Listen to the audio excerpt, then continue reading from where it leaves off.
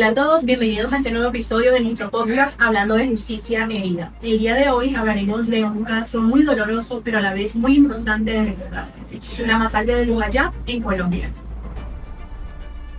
Sí, chicos, me parece que este tema es muy importante de hablar, conocer y volver a dominar. ¿Por qué?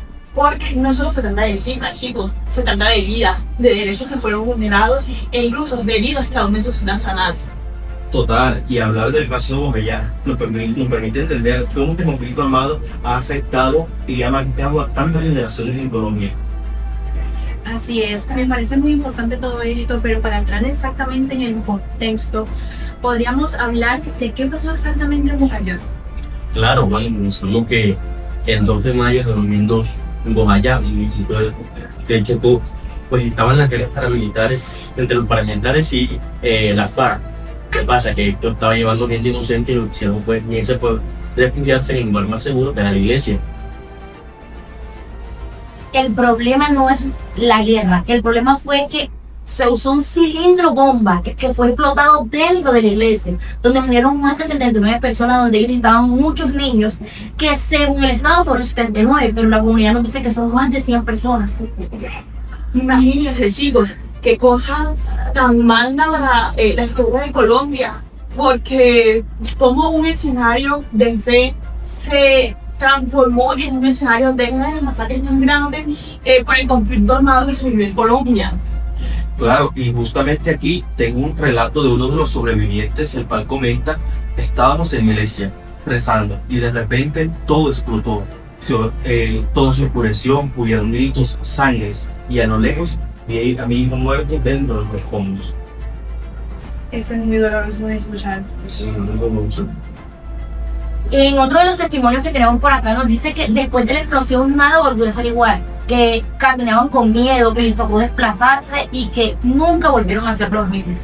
Y en esa frase, nada volvió a ser igual, podemos presumir todo el impacto psicológico que le quedó a este pueblo, cómo no pudieron vivir su vida como la vivían anteriormente. Exacto, compañero Julián. ¿Por qué? Porque el impacto psicológico que trajo esta tragedia fue muy grande. Existen muchos traumas muy complejos, como por ejemplo el estrés postraumático que vivieron ellos, la ansiedad, los duelos no superados, el miedo constante a que vuelva a pasar, e incluso algunos de los habitantes de Bogotá aún mencionan de que se les ha hecho difícil volver a arrancar un proyecto de vida, porque saben que les espera en mañana, y esto es totalmente válido, y es ahí donde entra la psicología a jugar un papel fundamental, porque incluso 20 años después aún sigue habiendo una falta de logro y la salud mental de toda la comunidad. Sí, claro, vieron muchas afectaciones de vida social, el tejido comunitario todo vuelto nada. Bogotá quedó totalmente, y no simplemente se destruyeron casas, sino que también esa confianza que le tenían al gobierno colombiano, a los grupos al margen de la ley, toda esa confianza quedó vuelta a nada. Totalmente correcto y de acuerdo con usted, compañero. Ahora quiero que le expresemos a las personas cuáles fueron esos derechos humanos que fueron violados en esta masacre. Se violaron muchísimo, por ejemplo, el derecho a la vida, el derecho a la salud, el derecho a la integridad física y psicológica, pero sobre todo la seguridad que se le brinda a los ciudadanos dentro de las guerras del grupo armado. Y también es importante seguir los derechos de los niños. Como niños inocentes, no tienen nada que ver con esta guerra, fueron vulnerados su derecho a la vida y fueron arrebatadas su vida por esa bomba, esa masacre. Claro, bueno, incluso aquí tengo 3 marcos legales que se establecieron luego de este suceso. Primero, el derecho internacional humanitario, el cual establece normas que protegen a la población civil y política. También tenemos el Pacto Internacional de Derecho, el cual garantiza los derechos humanos como la libertad, la seguridad y la integridad de las personas. Y también tenemos la Convención contra la Tortura. Es muy interesante porque aquí el Estado colombiano prohibió que se realicen estos actos que vulneren la vida de las personas y que afecten no físicamente sino también psicológicamente. Claro, y mira cómo todo esto nos conecta con el caso de la masacre de Lujayá. O sea, el derecho internacional humanitario se violó porque las personas civiles fueron atacadas, maltratadas, masacradas en un lugar que debía ser de un lugar sagrado o de seguridad como lo es la iglesia. Si hablamos del pacto de derechos civiles y políticos, este se rompió. ¿Por qué? Porque las personas perdieron justamente lo más básico, como lo mencionaste, la vida y la seguridad. Y si hablamos del convenio con la tortura, acá también esto se aplica por el hecho de que no solo hubo muerte, sino que también quedó un sufrimiento tanto emocional como psicológico de las personas que sobrevivieron a esta masacre. Y algo que quisiera agregar y comentar es que en Colombia existe una ley que busca que estas víctimas no queden desamparadas. Y es la ley 1442 de 2011, que es la ley de víctimas de restitución de las tierras. ¿Qué se busca con esto? Brindarle a esas personas que vivieron de conflicto armado en Colombia herramientas, y no solo económicas, una indemnización, también herramientas psicosociales para poder llevar una vida quizás un poco mejor a pesar de todo eso que les pasó. Esto no quiere decir que se les olvida todo lo que vivieron, sino que quizás puedan plantear un proyecto de vida más duradero y quizás más estable. Y un punto muy importante de esta ley es que esta ley no fue armada desde el Congreso y solamente el Congreso, sino que se tuvo en cuenta a esas víctimas para poder realizar esta ley. Y incluso se tiene en esta ley cambiada que se le devuelven los premios a las personas que sufrieron de violencia y fueron despojadas de sus bienes, y que ellos puedan volver a construir un poco lo que era su vida. Chaira, teniendo en cuenta eso que puedas mencionar, me gustaría saber acá en el podcast, ¿qué pasó después de todo eso? ¿Hubo justicia? ¿No hubo justicia? ¿Qué pasó? Bueno, la Jurisdicción Especial para la Paz declaró esta masacre como crimen de guerra y de lesa humanidad, lo que conllevó a que varios exguerrilleros de la FARC en 2019 salieran públicamente a pedir disculpas a todas las personas víctimas de esta masacre. Aunque aparte de esas disculpas, algo que se ve marcado mucho es la crítica por la impunidad que todavía se tiene con los mismos paramilitares. Porque ¿qué? Salieron a dar una disculpa, pero ¿a son de qué?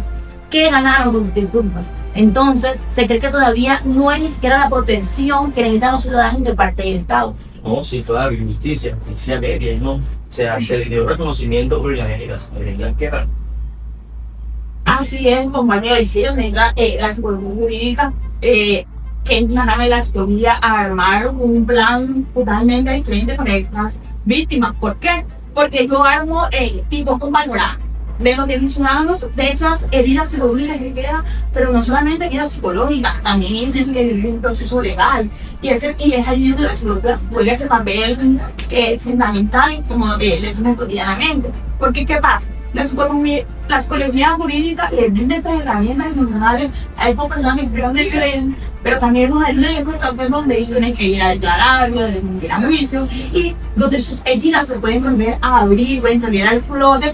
Y entonces la psicología jurídica brinda esas herramientas, ese acompañamiento psicológico para que ellos se puedan desenvolver y todo se les pueda brindar ese acompañamiento adecuado, según sus derechos, porque si esas heridas son tan abiertas, va a ser difícil de que ellos no estén conscientes de lo que puede estar pasando realmente y de lo que puedan hablar, de que sus testimonios sean validados como merecen ser validados. Correcto, Chaira, y teniendo en cuenta esto, también hay que decir que se ve como una reconstrucción de memoria histórica, porque puede sonar muy fácil, pero a veces no lo es en ciertos casos dictantes como esto de una masacre tan reconocida, pero muy pocas veces que es hablada, y muchas pocas veces también escuchada de la manera que se tiene que escuchar. ¿Por qué? Porque hay que tener que las voces de esas víctimas que sean recordadas en la historia, no como algo que fue bueno, sino como algo que no debemos permitir que vuelva a pasar, y que no queden en el olvido, no queden enterradas en ese lugar de los hechos. Y también no enfocados en el individual, sino también en lo comunitario. Por ejemplo, hacer que esta actividad se vaya, recupere la confianza en su pueblo, que recupere la inteligencia, hacer que sanar estos duelos colectivos, y también darle resiliencia al pueblo. Y algo muy importante y fundamental es que los derechos fundamentales no son negociables, de que ellos no están exigiendo o no se les está pidiendo al Estado de pronto algo que sea que demore mucho tiempo en traerlo, y que es algo que no es negociable, es algo que todos tenemos derecho. Claro, y este caso de Guayana nos lleva a concientizarnos de que la paz no es simplemente la ausencia de guerra, sino que se dé reconocimiento, justicia y memoria. Así es, y me parece que lo más importante de recordarnos allá no es simplemente mirar el pasado como tal, sino entender y tener en cuenta el presente. Este hecho nos exige como sociedad a no ser imparciales con nadie en lo absoluto, ni tampoco desmeritar estos hechos, a trabajar por una paz real. Y también en el hecho de que recordando las voces de las víctimas y teniendo estas voces siempre en el centro, podemos decir de manera verdadera nunca más.